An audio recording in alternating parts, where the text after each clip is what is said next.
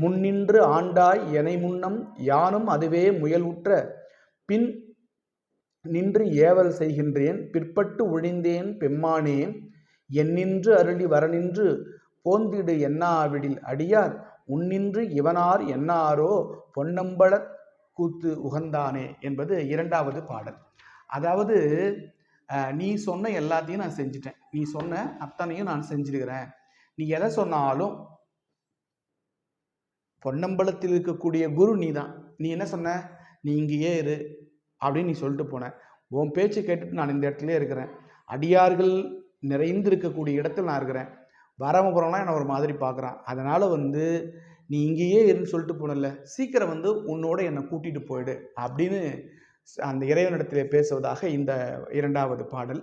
ஒரு அற்புதமான பாடல். மூன்றாவது, உகந்தானே அன்புடை